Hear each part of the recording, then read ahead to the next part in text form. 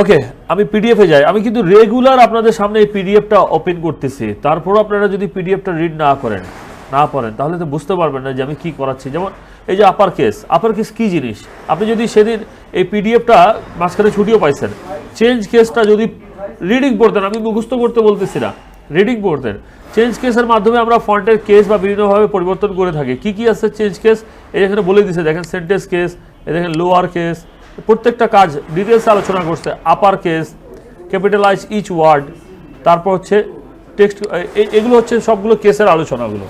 এগুলো পড়লে কিন্তু আপনাদের মনে থাকতো, পড়েন নেই আপনারা। টেক্সটকে বোল্ড করা, এগুলো আমাদের আজকের ক্লাস না। আজকের ক্লাস হচ্ছে আমাদের, এগুলো সব আগে ক্লাস করছি। দেখেন প্রত্যেকটা ডিটেলস লেখা আছে, টেক্সট হাইলাইট করা, সুপার স্ক্রিপ্ট করা, সাব স্ক্রিপ্ট করা, আপনারা করেনই নাই, পড়েন নাই তো। দেখেন ফন্ট কালার করা, কাজের ধাপ। আমাকে বলতেই হবে এমন কিছু না, আপনি নিজে নিজে পড়েও শিখতে পারেন, চেষ্টা করেন যে কিভাবে মেন্টর ছাড়া শেখা যায়। আজকে আমরা যাব প্যারাগ্রাফ সেকশনে। হ্যাঁ, এই যে প্যারাগ্রাফ সেকশনটা কোথায় আছে আমি দেখাই, ওয়ার্ডে যাই।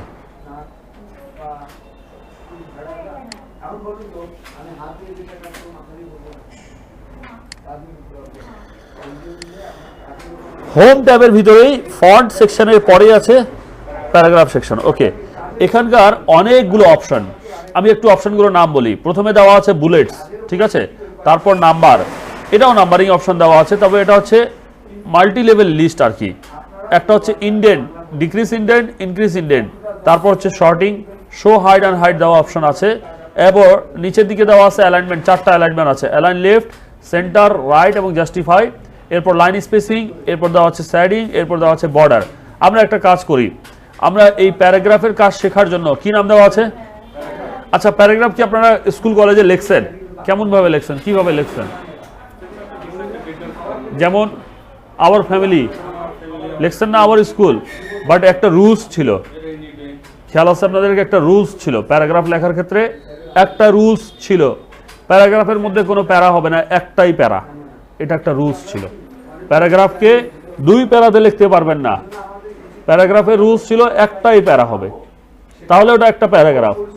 আর এসে যখন লিখতাম রচনা, তখন বিভিন্ন রকম প্যারা তৈরি করতাম, 2টা 3টা, ইন্ট্রোডাকশন, বৈশিষ্ট্য, বিবরণ, কনক্লুশন, অনেক রকম, তাই না?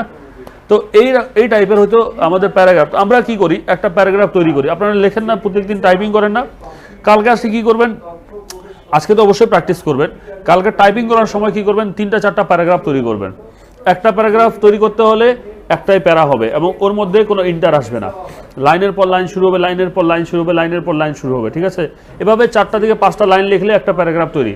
একটা লাইন লিখলেও কিন্তু একটা প্যারাগ্রাফ, 2টা লাইন লিখলেও একটা প্যারাগ্রাফ, তবে প্যারা আকারে দেখানোর জন্য কমপক্ষে 4-5টা লাইন লিখতে হয়।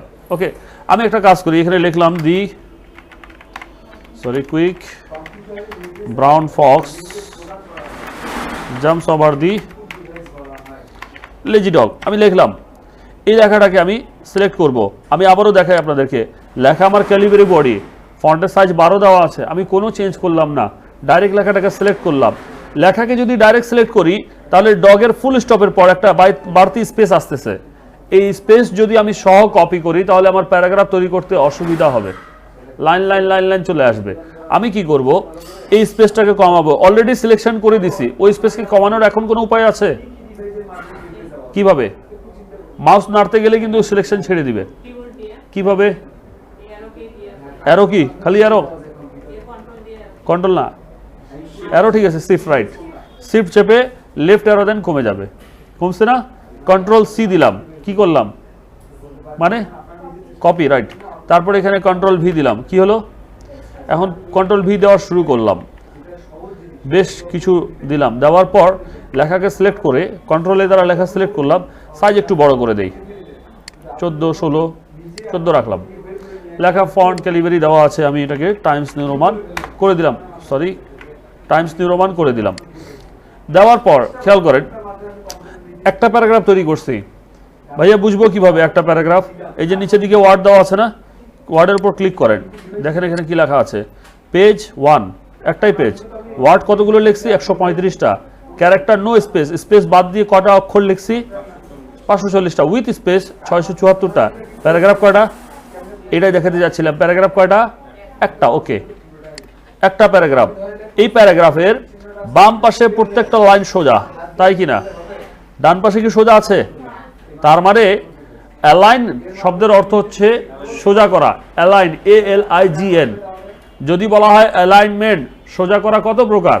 কিসের অ্যালাইনমেন্ট? অর্থাৎ লাইনগুলোকে সোজা করা। অ্যালাইনমেন্ট কয় প্রকার? অ্যালাইনমেন্ট 4 প্রকার। কি কি? বাম দিকে সোজা করা 1, ডান দিকে সোজা করা 2, মাঝামাঝি নিয়ে আসা 3, দুই দিকে একসাথে সমান করা 4। বাম দিকে সোজা হচ্ছে লেফট অ্যালাইন, ডান দিকে সোজা হচ্ছে রাইট অ্যালাইন, মাঝামাঝি হচ্ছে সেন্টার এবং সব দিকে সমান, এটা হচ্ছে জাস্টিফাই। ক্লিয়ার? কয়টা অ্যালাইনমেন্ট বলেন তো? কাজে যায়নি এখনো। কি কি? Align left, align right, align center আর জাস্টিফাই। Okay, clear? হ্যাঁ, করে দিচ্ছি, দেখেন, দেখে দিচ্ছি, দাঁড়ান। এই যে আমি পুরো প্যারাগ্রাফটাকে সিলেক্ট করলাম, বর্তমান অ্যালাইন লেফট করা আছে। কিভাবে বুঝবো? প্যারাগ্রাফের মধ্যে এই যে নিচের 4টা অপশন যেটা দেখতে পাচ্ছি, এই 4টা অপশনই হচ্ছে অ্যালাইন। এর মধ্যে একটা অপশন হাইলাইট করা আছে, দেখেন প্রথমেরটা অলরেডি ক্লিক করা। মাউস নিয়ে যাই, লেখা উঠতেছে কি? Align left. কিবোর্ড কমান্ড কি দেওয়া আছে? Control L, left for L, right for R। আর সেন্টারের জন্য কি হবে? ভুল করিয়েন না, কন্ট্রোল C একটা ইউজ করছেন অলরেডি। কন্ট্রোল C মানে কপি, ভুল করিয়েন না। সেন্টার কি হবে? কন্ট্রোল C যদি বলেন, ও সেন্টার ফ্রেস হয়ে গেছে অলরেডি, ও কপি হয়ে গেছে, কপি হয়েছে না কন্ট্রোল C। তাহলে সেন্টারের জন্য C এর পরের অক্ষরটা কি আছে? হ্যাঁ, E, control E, control E for center. জাস্টিফাইয়ের জন্য প্রথম অক্ষরটাই control justify, control J, right. Clear? আসেন, এই যে বাম দিকে লেখা সোজা, যদি ডান দিকে সোজা করতে চাই তাহলে এটা হচ্ছে কিন্তু সেন্টার, দেখেন সেন্টার অ্যালাইন। তারপরটা কি আছে? Right align. তারপরটা কি আছে? জাস্টিফাই। আমি যদি রাইট অ্যালাইনে ক্লিক করি তাহলে লেখাগুলো ডান পাশে সমান, ঠিক আছে? আমি যদি সেন্টার করে দিই, লেখা বামেও সমান নাই, ডানেও সমান নাই, মাঝামাঝি চলে আসছে। আর আমি যদি জাস্টিফাই ক্লিক করে দেই তাহলে লেখা সব দিকে সমান, বামেও সমান, ডানেও সমান। এটাই স্ট্যান্ডার্ড, এটা লেখার সৌন্দর্য বৃদ্ধি করে, জাস্টিফাইটা। বুঝতে পারছি জিনিসটা? এখন আমি কন্ট্রোল L দিলাম, দেখেন কি হচ্ছে? লেফট অ্যালাইন হয়ে গেল। কন্ট্রোল R দিচ্ছি, কন্ট্রোল E দিচ্ছি, কন্ট্রোল J দিচ্ছি। ক্লিয়ার? বুঝতে পারছেন জিনিসটা? আমরা অনেক সময় ছোটকালে বইগুলোতে দেখছিলাম যে কবিতাগুলোকে মাঝখানে লিখে দিত, কয়েকটা লাইন, 3-4টা লাইন। যেমন আমি এখানে আপনাদেরকে এক্সাম্পল বুঝাই দিচ্ছি। মনে করেন আমি কয়েকটা লাইন লিখলাম, ইন্টার কয়েকটা লাইন লিখলাম, ইন্টার কয়েকটা লাইন লিখলাম, ইন্টার কয়েকটা অক্ষর লিখে, ইন্টার কয়েকটা লাইন লিখে আবার ইন্টার দিলাম। এই কয়টাকে আমি মাঝামাঝি আনতে চাচ্ছি, তাহলে কি করব? এই কয়টা লেখাকে সিলেক্ট করব, পুরাটা না, এই কয়টা লেখাকে সিলেক্ট করে সেন্টার করে দিব, মাঝামাঝি চলে আসলো। বুঝতে পারছেন জিনিসটা? অনেকে রচনা লেখে না, দি কাও মাঝখানে, তারপর লেখাটা বাম দিক দিয়ে শুরু হবে। কিন্তু এখানে দেখেন, যখন আমি ইন্টার দিব আবার লেখা মাঝখানেই শুরু হবে। তাহলে বাম দিকে কিভাবে যাব? তাই না? আপনি ইন্টার দেওয়ার পর ব্যাক স্পেস দিয়ে দেন অথবা কন্ট্রোল L দিয়ে দেন, বাম পাশে চলে আসবে। ক্লিয়ার? ওকে, এবার আসেন, এখানে আমি আরেকটা প্যারাগ্রাফ তৈরি করতে চাচ্ছি, আরেকটা প্যারাগ্রাফ। তাহলে এটাকে আমি এখান থেকে কয়েকটা লাইন নিয়ে নিতে পারি, বেশ কিছু লাইন কপি করলাম, কপি, কার্সার এখানে ইন্টার দিয়ে। প্যারাগ্রাফ কয়টা? ইজিলি বোঝা যাচ্ছে, খুব সহজে বোঝা যাচ্ছে। কিভাবে বুঝতে পারতেছেন আমাকে একটু বুঝাই দেন। একটু গ্যাপ বেশি আছে, তাই না? আচ্ছা, এই যে প্রথম লাইন থেকে দ্বিতীয় লাইনের মাঝখানে যে গ্যাপিংটা, এক লাইন থেকে দ্বিতীয় লাইনের গ্যাপিং এবং এক প্যারাগ্রাফ থেকে দ্বিতীয় লাইনের প্যারাগ্রাফের গ্যাপিং, দুইটা কি সমান না কম বেশি আছে? আছে না? দেখেন আমি কার্সারের মাপটা দিয়ে দেখাই, এই যে কার্সার, এই যে ডি থেকে ডি পর্যন্ত দেখেন কার্সার মিশে গেছে না? আচ্ছা, এবার আসেন লাইন স্পেসিং, এখানে দেখেন, বুঝতে পারতেছেন ব্যাপারটা? তাহলে দুইটা স্পেসিং আছে, স্পেস মানে গ্যাপ। একটা হচ্ছে লাইন স্পেসিং আর একটা হচ্ছে প্যারাগ্রাফ স্পেসিং। লাইন স্পেসিং এক লাইন থেকে দ্বিতীয় লাইনের দূরত্ব, আর প্যারাগ্রাফ স্পেসিং এক প্যারাগ্রাফ থেকে দ্বিতীয় প্যারাগ্রাফের দূরত্ব। ঠিক আছে? আসেন, আমাদের যদি বলা হয় বর্তমান লাইন স্পেসিং কত আছে এটাতে, তাহলে আমরা ঠিক এই 4টা অ্যালাইনমেন্টের পরের অপশনে যাব। এই যে এটা হচ্ছে লাইন অ্যান্ড প্যারাগ্রাফ স্পেসিং, দুইটা লেখা আছে, দেখেন অপশনটা। আপনারা মাউস রাখে একবার করে নামগুলো দেখবেন আগে, তাহলে ক্লিয়ার হবে। এখানে মোর অপশনে ক্লিক করলাম, দেখেন অনেকগুলো অপশন আছে, 1.0, 1.15, 1.5, 2.0, 2.5, 3.0। এগুলো কি? এগুলো স্পেসিং। বর্তমান ডিফল্ট স্পেসিং হচ্ছে 1.15 1.15। আমি যদি 1.5 দিয়ে দিই তাহলে একটু বাড়ছে না? যদি আমি এখানে 2 করে দেই আরো বাড়ছে। এখানে যদি আমি 3 করে দেই, দেখেন স্পেসিংগুলো কত বেড়ে গেল, এক লাইন থেকে দ্বিতীয় লাইন। প্রশ্ন আসতেছে এটা ব্যবহার করব কখন, লাগবে কখন? এটা প্যারাগ্রাফ তো বুঝলাম, লেখার সৌন্দর্য বৃদ্ধি করতে হবে, সাজাইতে হবে। ফন্ট বুঝলাম, ফন্ট চেঞ্জ করতে হবে, বড় করতে হবে, ছোট করতে হবে, S2 করতে হবে, বুঝলাম। লাইন স্পেসিং এর কাজ কি?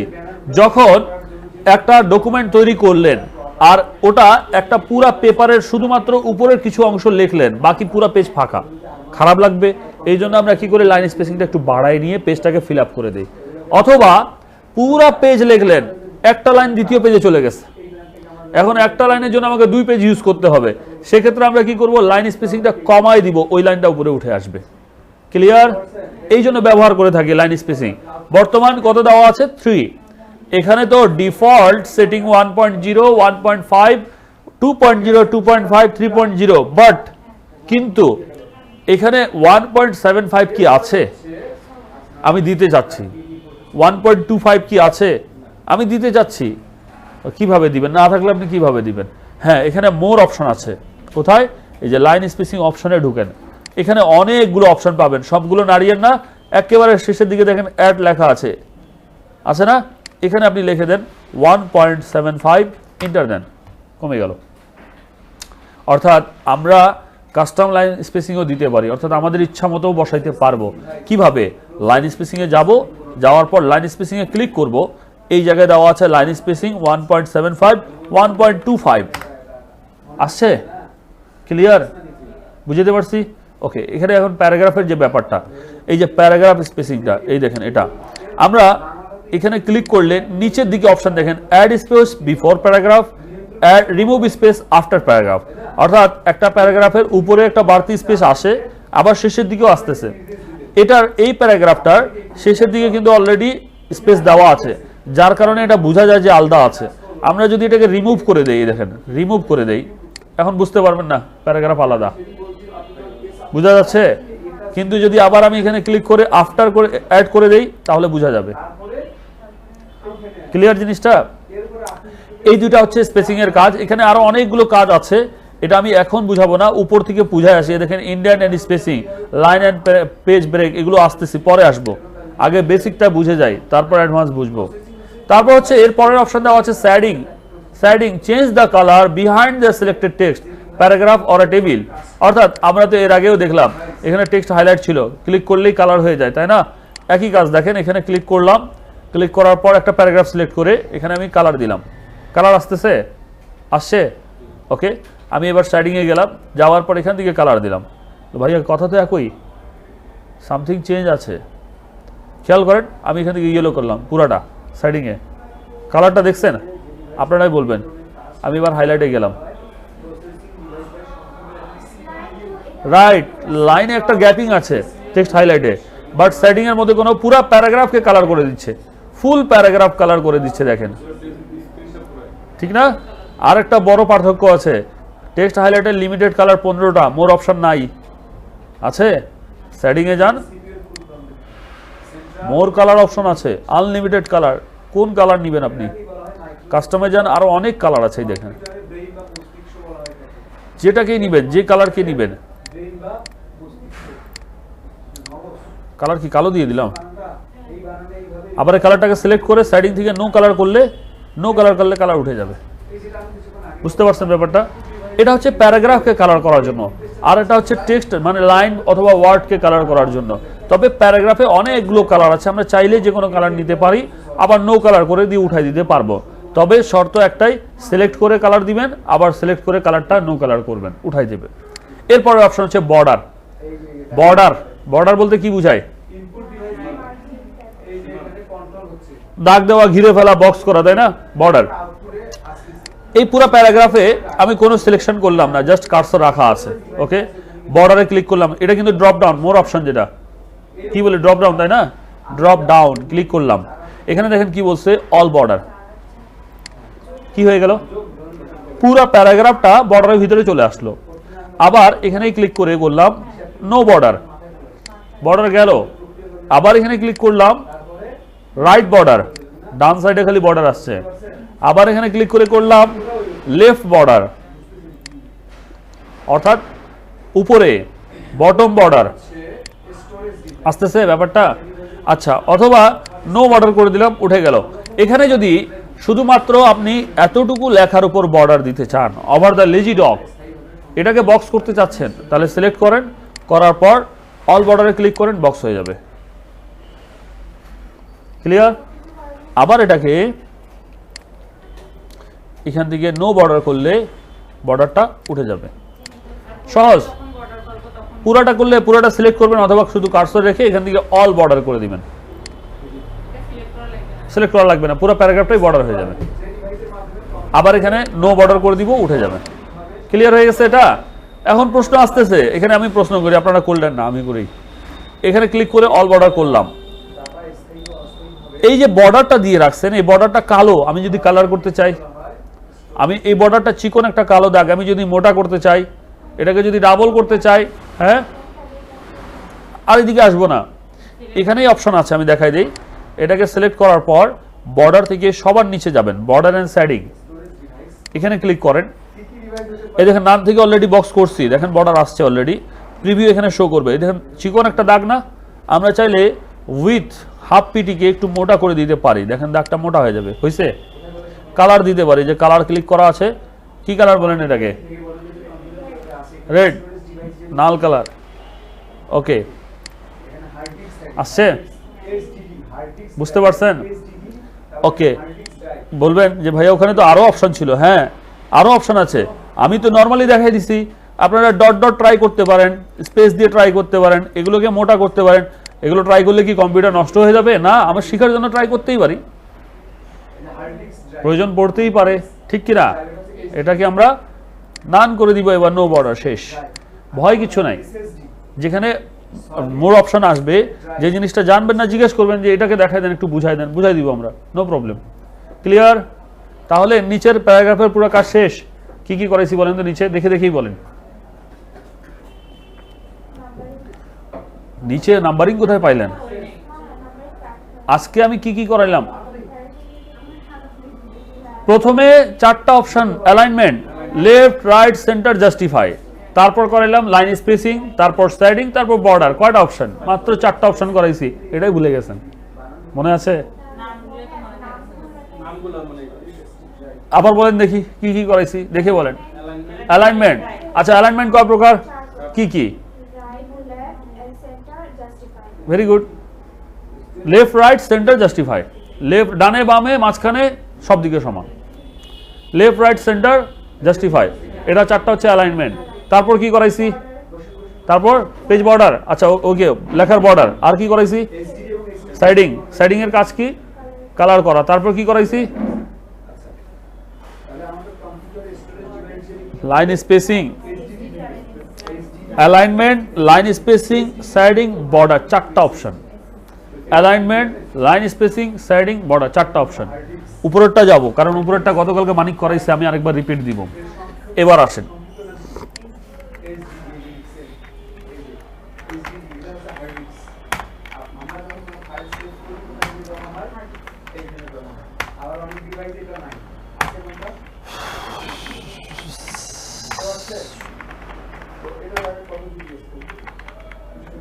নাম লিখতেছি তাই না? বেশ কয়েকজনের নাম লিখছি, আরেকটা নাম দিয়ে দেয়, জাহিদ। এই নামগুলো ডাইরেক্ট না লিখে, নামগুলোর সামনে যদি একটা প্রতীক চিহ্ন, সিম্বল ইউজ করতাম, দেখতে ভালো লাগতো। আমরা খাতায় যখন নোট করতাম, যদি বলা হয়তো যে বৈশিষ্ট্যগুলো লেখো, তো বৈশিষ্ট্য লেখার ক্ষেত্রে হয় বৈশিষ্ট্যের মধ্যে নাম্বার করতাম, না হলে স্টার চিহ্ন, বক্স চিহ্ন, অথবা কোনো একটা চিহ্ন দিয়ে ওটা line by line point out করতাম। কি জন্য? লেখার সৌন্দর্য বৃদ্ধি করার জন্য। আচ্ছা, তাহলে আমরা এই যে নামগুলো লিখেছি, এই নামগুলোকে যদি সামনে কোনো বুলেট ইউজ করতে চাই, বুলেট বলতে গুলি না, একদম মারে দিয়ে চলে যাবে এমন না, এই বুলেট হচ্ছে চিহ্ন, স্যাম্বল টাইপের। স্যাম্বল ফির আলাদা জিনিস, স্যাম্বল ইনসার্টে আছে, দেখেন এখানে ক্লিক করলে দেখেন স্যাম্বল, স্যাম্বল আলাদা, বুলেট। যদি আপনাকে বলে বুলেট ইউজ করেন, তাহলে প্যারাগ্রাফ থেকে সবার প্রথমের অপশনটা, এই বুলেট কেন ইউজ করা হয়? Create a bullet list. যখন আমরা লিস্ট করি, যেমন এই যে নাম লিস্ট করতেছি, তাই না, লিস্ট করি, তখন এই যে মোর অপশনে ক্লিক করেন, দেখেন এই যে 4টা রাউন্ডেড, স্কোয়ার, স্টার, এরকম অনেকগুলো বুলেট চিহ্ন দেওয়া আছে, আছে না? যে কোনো একটাতে ক্লিক করেন, যেমন এটাতে ক্লিক করলাম, সবগুলো বুলেট চলে আসছে। কিন্তু যখনই বুলেট অ্যাপ্লাই করছি দুইটা চেঞ্জেস হয়ে আসছে। এক, এদের মাঝখানে লাইন স্পেসিংটা কমে আসছে। দ্বিতীয়, লেখাটা ডান পাশে সরে আসছে, অর্থাৎ এই যে ঝুলন্ত অবস্থায় দেখতে পাচ্ছেন না উপরে রুলারের মধ্যে, এটার নাম হচ্ছে ইনডেন্ট। এটার নাম কি? এটা আমি যেদিন স্ক্রিন পরিচিতি দিচ্ছিলাম ওই দিন বলছিলাম, একটা লেফট ইনডেন্ট আর একটা হচ্ছে রাইট ইনডেন্ট। এটা লেফট ইনডেন্ট আর একটা হচ্ছে রাইট ইনডেন্ট। দেখেন ইনডেন্টটা সরে আসছে। আচ্ছা হোক, সরে আসুক, কোনো সমস্যা নাই। এরপর যদি আরও নাম লিখতে চাই, ইন্টার দিব, আবার বুলেট চলে আসছে। এখানে যেমন আরেকটা নাম লিখলাম, মনে করেন হারুন লেখা যায়, আবার ইন্টার দিই, ইমরান লেখা যায়, আবার ইন্টার দিই, আর আমাকে নাম লিখতে হবে না। তাহলে বুলেট কি করব? ব্যাক স্পেস দিয়ে দেন, চলে যাবে।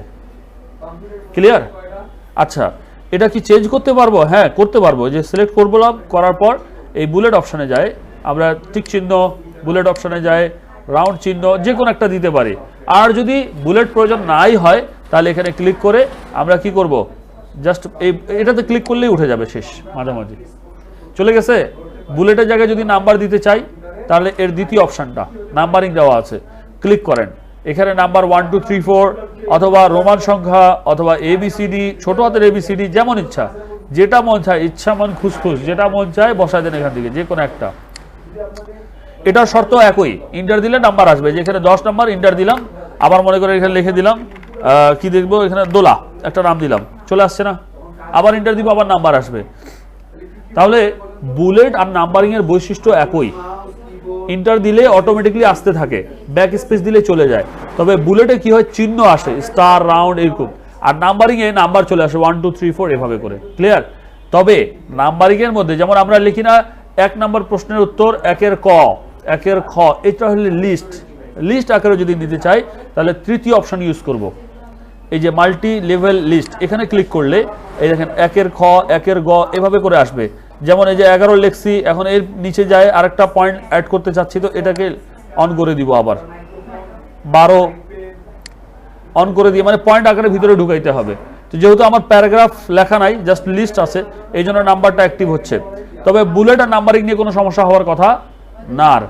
এর পরেরটা লিস্ট আকারে আছে, তো লিস্ট আকারের জন্য আবার আমাকে একটা পয়েন্ট তৈরি করতে হবে, তারপর লিস্টে নিয়ে যাইতে হবে এটাকে। তো অলরেডি এটাকে আমরা এভাবে রাখলাম, তুলে দিলাম, কাশাফ। এখানে যাই আমি কি করলাম, এবার আসতেছে না যে, এই দেখেন একের এ ট্যাব দিলাম, লেখাতে ট্যাব দিলাম, মানিকের আন্ডারে কাশাফ, এটা হচ্ছে লিস্ট। আবার এখানে জেমি, এটাকে আমি 2 দিলাম, পয়েন্ট দিলাম, স্পেস দিলাম, বা এটাকে আমি ট্যাব দিলাম, সরি এটাকেও ট্যাব দিলাম, এটাকেও লিস্টে ক্লিক করলাম, চলে আসতেছে। দেখেন, বুঝতে পারতেছেন ব্যাপারটা? লিস্ট আকারে যদি নিতে চান, আচ্ছা বুঝতে পারতেছেন না, আমি পুরাটাকে ডিলিট করি। তাহলে এখানে আমি আর একটা কাজ করলাম, যে প্রথমে আমি লিখলাম মনে করেন যে কম্পিউটার, এই কম্পিউটারটা লিস্টেড করে দিলাম নাম্বার 1, ঠিক আছে। এখানে নাম্বার 2 আসছে, আমি এটাকে ব্যাক স্পেস দিয়ে লিখলাম HARWDWARE, হার্ডওয়্যার, এবং আরেকটা লিখলাম SOFTWARE, সফটওয়্যার, বানান ভুল হয়েছে, এখানে W আসবে। এই হার্ডওয়্যার সফটওয়্যারে ক্লিক করে লিস্টে ক্লিক করলাম। এবার বুঝতে পারছেন? ক্লিয়ার না? লাইলি আক্তার আর ফারুক ভাই, কাসাফ, ক্লিয়ার? তাহলে বুলেট কখন ইউজ করব, নাম্বার কখন ইউজ করব, আর লিস্ট কখন ইউজ করব, ক্লিয়ার? এবার আসেন আরো একটা কাজ দেখায়, এটা পুরো শেষ করব। হ্যাঁ, কোন নাম্বারগুলো সিলেক্ট করলে এখানে হাইলাইটেড দেখাবে। যেমন এটাকে সিলেক্ট করলাম, নাম্বার হাইলাইটেড আছে, এই হাইলাইটটাতে ক্লিক করে দেন, উঠে যাবে। আবার এটাতে সিলেক্ট করেন, এটা হাইলাইট দেখাবে, তুলে দেন, যেটা হাইলাইট দেখাবে ওর উপর ক্লিক করে দিবেন, উঠে যাবে। ঠিক আছে? ইন্ডেন্টের কাজটা বুঝি এবার। ইন্ডেন্ট, এই যে লেফট আর রাইট, এই ইন্ডেন্টটা কি করে, এই দেখেন কার্সার রাখলাম এই জায়গায়, ইন্ডেন্ট কোথায় আছে, বামে না? আচ্ছা, যদি আমরা এটাকে ইনক্রিজ করি, বাড়াই, কি হলো, প্যারাগ্রাফটা সরে আসলো। আর যদি এই পাশে কার্সার রেখে ডিক্রিজ করি, আবার জায়গা মতো চলে আসছে। আচ্ছা, এখান থেকে যদি কমাইতে চাই, কমবে কি? কমতেছে না, এটাকে ধরে টান দেই, এই দেখেন ইন্ডেন্টের কাজ। বুঝতে পারছেন ইন্ডেন্টের কাজ? যতটুকু ইন্ডেন্ট থাকবে ততটুকুর ভিতরে আপনার লেখাটা আসবে। আবার ইন্ডেন্টটাকে টান দিয়ে আমি বাম পাশে নিয়ে আসলাম, আবার ইন্ডেন্টটাকে টান দিয়ে আমি ডান পাশে নিয়ে আসলাম, দেখেন ক্লিয়ার জায়গা মতো বসে গেছে। ইন্ডেন্ট লেখাকে ডানে বামে সরিয়ে আনার জন্য আমরা স্পেস চাপলে কয় অক্ষর, এক অক্ষর বরাবর গ্যাপ হয়, ট্যাপ দিলে কি হয়, হাফ ইঞ্চি বরাবর সরে আসে। কেন সরে আসে? কারণ হাফ ইঞ্চি, ট্যাবের মধ্যে হাফ ইঞ্চি সেট করা আছে যে ইন্ডেন্টকে হাফ ইঞ্চি সরাই আনো। দেখেন একবার ট্যাপ দিলাম, উপরের দিকে খেয়াল করেন ইন্ডেন্ট সরে গেছে। আবার দেখেন এই যে ইন্ডেন্ট সরে আসতেছে, এই দেখেন খেয়াল করতেছেন ব্যাপারটা। আবার ব্যাক স্পেস দেন, আবার জায়গা মতো চলে আসতেছে ব্যাক স্পেস দ্বারা। এটা হচ্ছে ইন্ডেন্টের কাজ। এরপর আসতেছে শর্টিং। আমি তো লেখাগুলো সব ডিলিট করে ফেলাইলাম।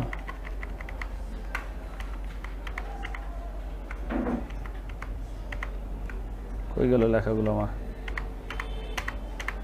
কি করতেছি বলেন তো?